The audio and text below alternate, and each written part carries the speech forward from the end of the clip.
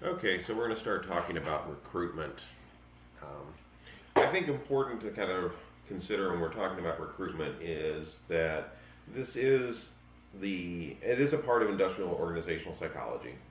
It is definitely generally thought of more in the framework of industrial or personnel psychology, in that it's more on that hard edge. How many people can we get to apply? How many of them are the right applicants? And the fact we've already talked about how our selection systems are somewhat dependent on our pool of candidates. So when we're looking at, for example, a utility analysis of how successful a selection technique will be at getting qualified applicants, one of the main numbers we need to know is the percentage of the total applicant pool that we can choose from. So again, if you have 10 people applying and only 10 positions open, there's really no need to do selection at that point. If those 10 positions need filled and you only have 10 applicants, then you either have zero fillage or you take all 10. And therefore, selection is not going to be very useful. The larger your applicant pool, especially of qualified applicants, then the more successful a selection technique can be at finding the people in that pool that are most suited to do well in the job. And doing well in the job is not just necessarily getting along with coworkers or performance. It also can be retention and general job satisfaction and adding to the positive climate and culture of the organization. So we're not just talking about finding the person with the best skill set, we're also talking about finding that kind of idea of person environment fit. I also like to think of recruitment broadly in the same concept of the science practitioner model.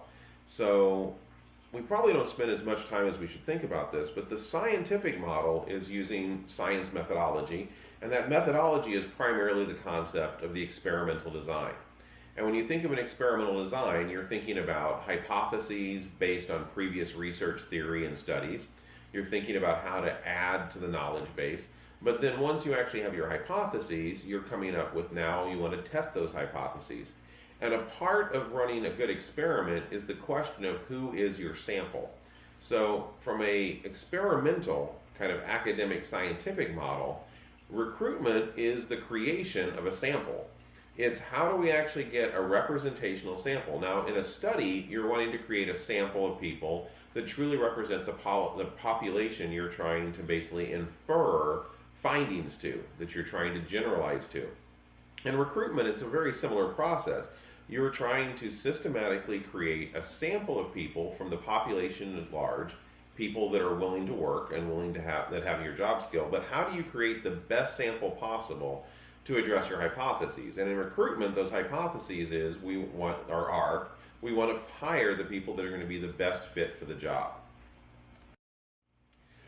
So recruitment is the process of encouraging potentially qualified applicants to seek employment with a particular company. And as any of you have already probably figured out, I love compact definitions, and this is a very good compact definition. So process. It is a systematic, structured process. So a process means that there's an interaction. There is a driving force the companies need to create a pool of applicants, and the act of recruitment is going to be the methodology that we apply, the methods we're going to use to try to get those applicants.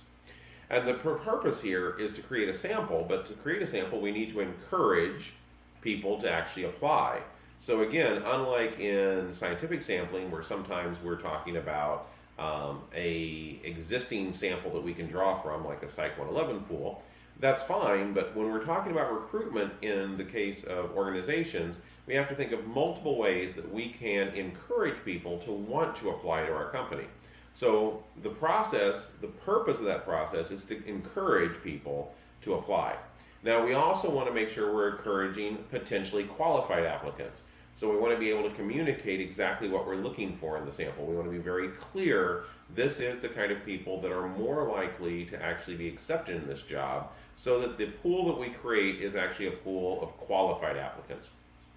And finally, we don't want to encourage just people to apply simply to apply. We want to make sure that they're also seeking employment and that they're going to be a good fit for the company. So recruitment through this process can include the process of adding employees. Recruitment can also be looked at as a byproduct of maintaining employees.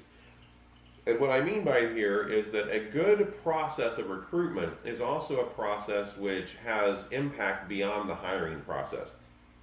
So the more a company is letting people know what it's like to work at that company, what that company's values are, what that company's purpose is, that also a good recruitment tool, a good recruitment plan, a process, will also have a lasting organizational effect on maintaining employees.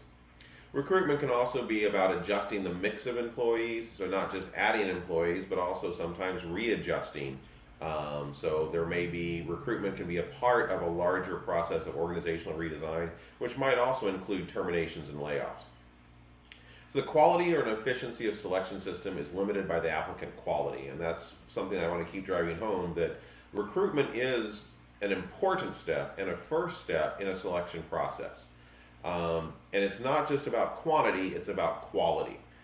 We want a large pool of qualified, so quantity and quality applicants, which allows our selection system then to have the most variability or ability to detect the very best applicants. So traditional methods of recruitment include college placement offices, newspaper ads, employee referrals, job fairs. So these are kind of all systems that have been used for a very long time now in the business world. So college placement offices, so organizations can contact colleges, specifically specific programs, with job offers, which they then send on to their recent alumni or graduating class. You can definitely bring out various traditional print media and other media ads to let people know that you're hiring. You can ask current employees to refer people to apply to the job, and you can also use job fairs, which are also usually going to be populated by people looking for jobs and also might be associated with colleges. So recent research on recruitment suggests that organizational reputation and organizational values are considered by recruits. So this is something that's actually starting to kind of bring recruitment into a larger kind of open systems viewpoint of an organization. So for a while, recruitment was kind of thought of as its own little world. You recruit people, and once you actually got that pool together, you're done with the recruitment and you move on. As I said, a good recruitment plan can have long-term effects on employee maintenance, so maintaining the current employees, but also a lot of people that are applying to organizations now are not just looking at what's kind of considered traditional markers of a good job, so job security and pay. They're often also considering organizational values and culture and reputation. So recruitment is also affected by how the organization is operating. So an organization that builds a reputation of having a positive culture and a positive impact on kind of environmental issues or social justice issues will often then also influence who actually is applying. So it's kind of a self-selection system that people that would be a good fit for that kind of an organization are now more likely to be applying to that organization. So organizational values do affect recruits' attraction to the organization, and this is again that idea of person-environment fit, that we're not just looking for people that have the right skills for the job, we're also looking for people that are going to be a good fit for the environment of that company. So we talked about traditional kind of methods that have been used for recruitment on the last slide. We are also now looking at a lot of research examining the success, the advantages and disadvantages of kind of new methodologies for attracting a large applicant pool through recruitment. And a lot of that's now being done on the internet. So an enormous amount of recruitment has moved away from these traditional sources.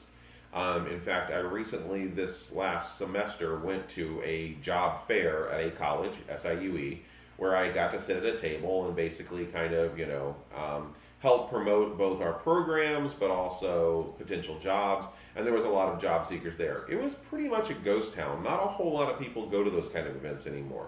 I'm not saying that they don't have their value, but a lot of job seekers have moved to more of an online and both through applications, social media, and traditional internet sources. So general job boards, organizations' own websites, various recruiting companies, so Monster.com is an example. Now again, the advantage here is that it is becoming easier and easier to create a large pool of applicants electronically fairly quickly. In fact, there's numerous organizations that will basically, you can contact and say, I want X number of applicants for this job, and they will send you that many resumes for a fee. The problem here is that generally these matching services are not necessarily generating the same quality of applicants. So you get the quantity, but as far as people that are actually applying to your organization because they want to work in your organization, they are a good fit for your organization, and they have the skills, it's a little bit harder to do through a lot of these general sites. So the advantages of internet recruiting, and I will honestly admit that the research on internet recruiting is, in its very nature, already dated.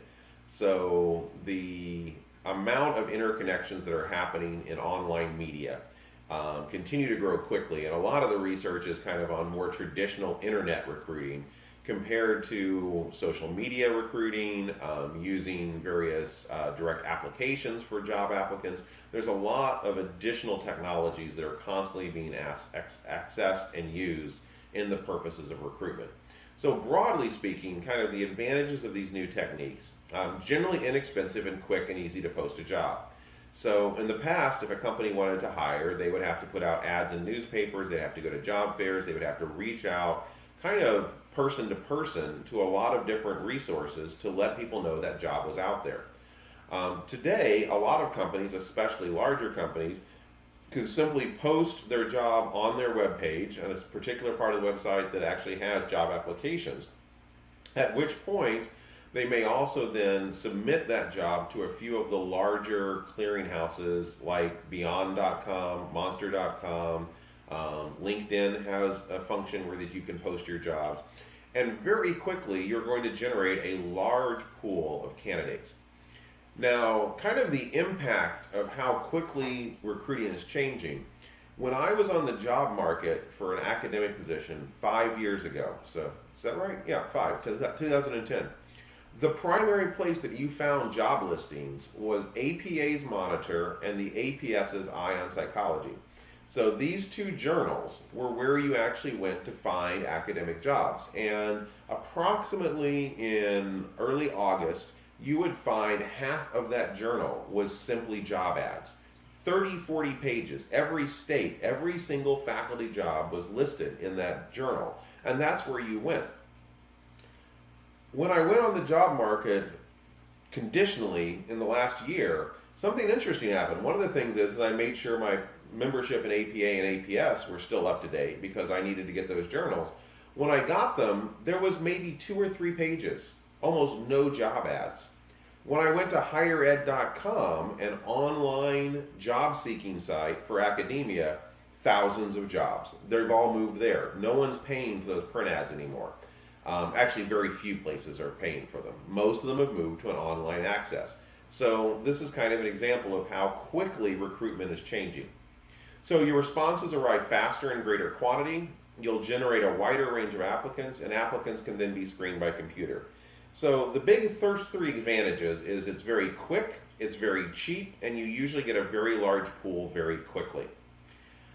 Another advantage is that if you set up the application process correctly, using and taking advantage of internet options, you actually can create also to where people are answering questions that basically allow the computer to weed out unqualified applicants, at least those that are being truthful. Some selection tests can be immediately administered also online to further screen the pool. So you can have people, if they apply and they pass that initial screening by the computer, they can then actually be sent to some initial cognitive assessment training or maybe even personality test, person environment fit testing to again further refine down that field. You also get automated applicant tracking. So by doing this all online, by having it all through one website, you also are you're getting rid of a lot of unnecessary paperwork at that point. The disadvantage to this system is that you tend to get many applicants, and the process of weeding through them is much more difficult. So a former alumni of this program actually works fairly high up in a company that does recruitment for other companies. So they're basically an outsourced consulting firm that mid-sized to larger companies will hire when they need to do recruitment. Now, he actually left the program in the mid-1990s, and I was recently talking to him, and he was talking about the fact that when he started his job, recruitment was all about getting the applicants. So it was that, boots on the ground, making phone calls, placing ads, and that his worry was always getting enough applicants to allow the selection system to work. he said that over the years he has definitely seen a shift, and he was talking about just this last year in his job.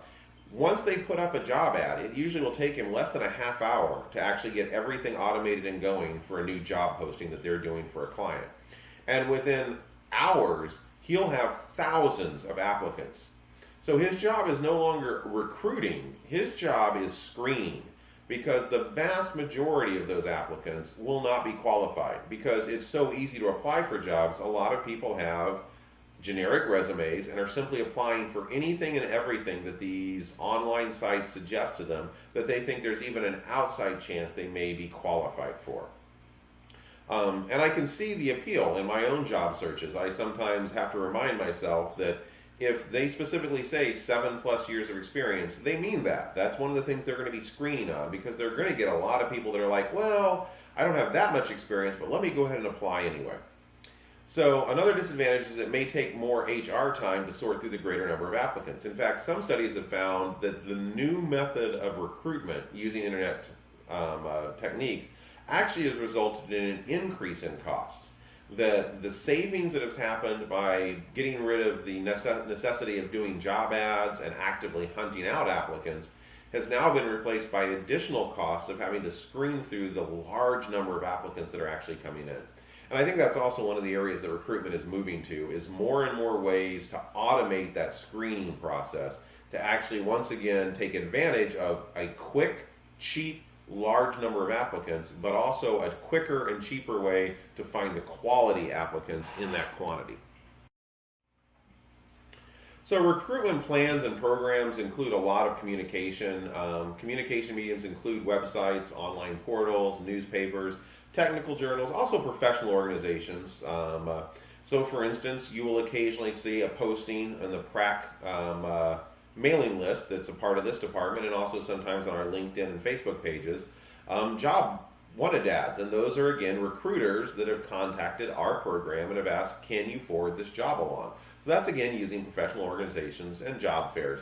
So all of these can include various methods. So recruitment strategy today is about creating a structured plan of what techniques are you going to use. Are you going to use only online communities?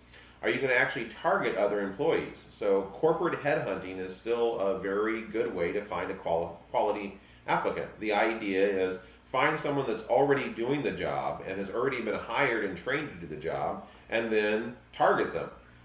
My wife, for instance, was corporate headhunted by Eli Lilly Incorporated. They actually contacted her and actually asked her if she'd be interested in applying for a consulting job at their company, because through contacts they had heard that she was doing good work in her own company.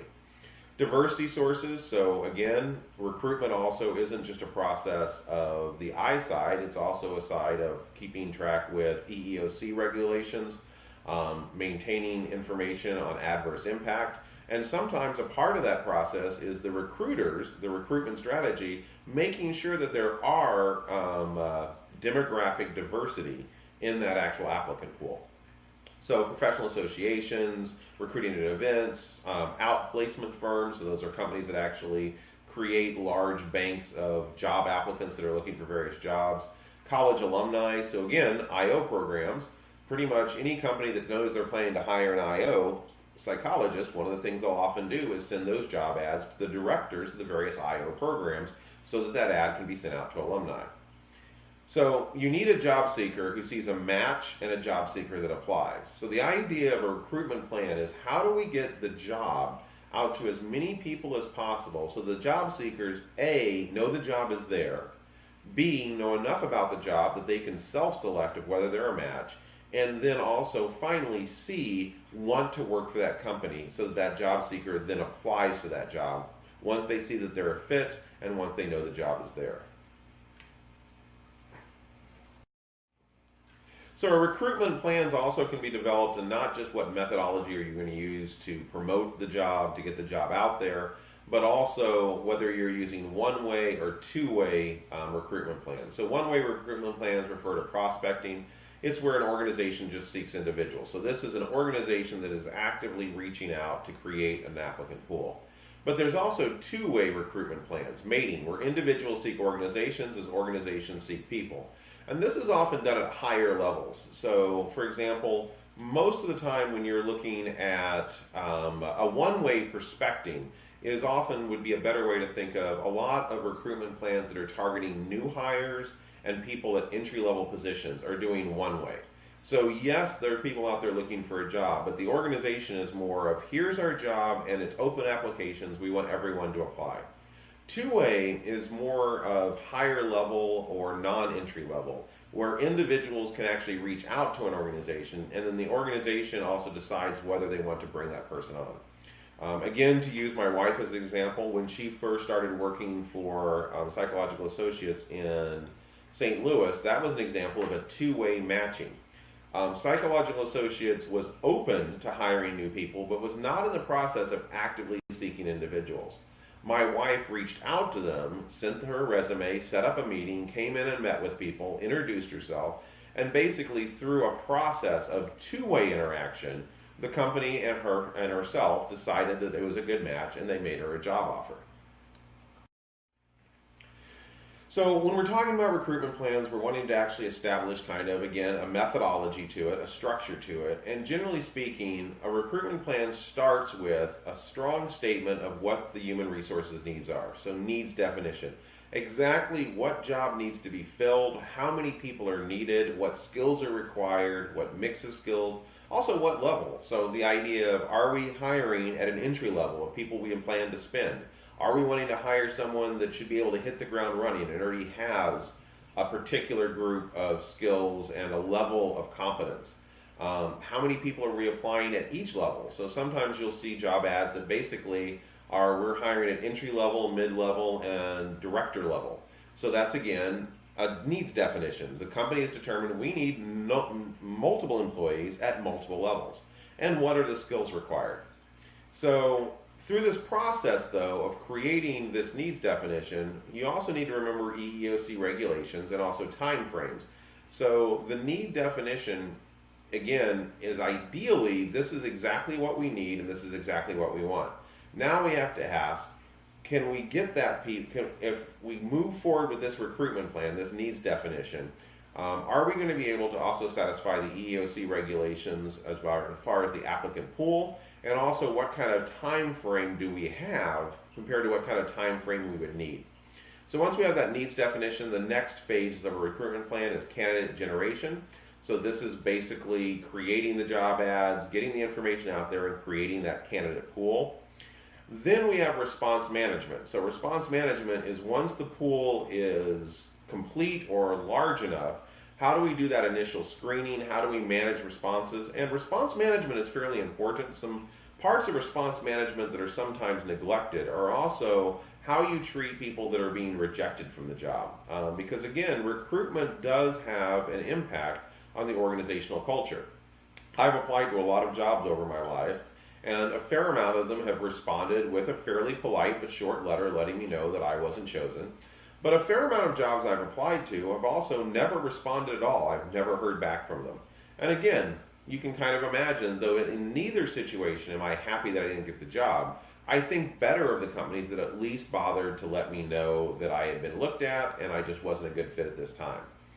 So once we're through response management, kind of determining those initial selection or initial guidelines for who's going to be actually looked at closer and who's being rejected and how that rejection is being handled, then we get to the final screening and selecting, which then ends in hiring, hopefully.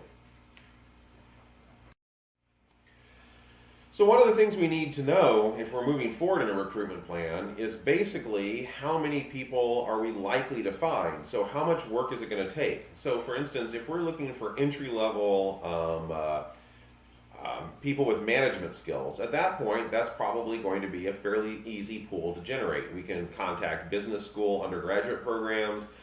We can send out ads in various trade magazines. If we're looking for a director of human resources with at least 10 years of experience in a Fortune 500 company, that's going to be a harder pool to create a large number of applicants for. In fact, it isn't uncommon, especially for high-level hires, for there to be a very small number of people that are actually qualified that actually make it to the final pool. So one of the things that recruiters need to do is use recruitment statistics to basically try to predict how difficult it will be to create a large pool of quantity and quality applicants. Best sources for data are previous employment records. So one of the things, and this is one of the advantages of online recruitment, is that all of those records are quickly generated, and it becomes fairly easy to make prediction models based on past hiring searches of what the likelihood or the size of the applicant pool is going to be. There's other sources, including U.S. Census Bureau, data, professional organizations, technical journals, similar industries, government agencies. There's a lot of places where you can look at to find out kind of the metrics to help determine how successful a recruitment process is going to be, a recruitment plan will be at creating a large pool of applicants. So definitely beyond previous employment records, you can also be asking such questions as how many people actually have the degree, what is our skill set needed, what is the current unemployment in that particular job field, is this a growth field, is it a field that currently there's a lot of people? So for example, in IO psychology, I would say that currently we're kind of a growth field. And what that means is that often there's not a lot of jobs that remain unfilled in IO psychology. And that is primarily because as jobs open, there is applicants ready for those jobs, but also very few applicants are being left unhired. And this is the same with academics in IO. Generally, when a company or a university is looking to hire a new IO psychologist as a professor, there's usually a relatively small field of qualified applicants. I would compare this then to social psychology. So for instance, when I applied in 2009, so this was a year before I actually accepted my job at SIUE, I was on the market that year in 2009 also as an academic, and I applied to both IO and social jobs as a professor. And I didn't actually end up accepting any jobs that time. It was kind of a test run to see what the market was like, if you will. But one thing that I did notice is that when I got letters back from industrial organizational psychology searches, I would often hear such things as there were many qualified applicants, or we had a very interesting pool. But when I actually got direct feedback on numbers, I was often finding that they were getting applicant pools in the 20 to 30 range. So 20 to 30 people were applying those academic positions. When I got rejection letters from the social psychology faculty positions, the numbers listed would often be 200 to 300 candidates for that one job. So again, this kind of tells you what's the size of your pool and how easy is it going to be to find a truly top applicant. Currently in social psychology, if you're a hiring company, if you're hiring, you're going to get a very large pool and you can be pretty discriminating. If you're hiring for industrial organizational psychology, you have to recognize you're going to probably get a smaller pool and you need to be a little bit more aware of the selection technique based on the size of that pool. So this is kind of how recruitment statistics do impact the recruitment process and are an important part of kind of trying to figure out what needs to be done to get a large applicant pool of qualified people.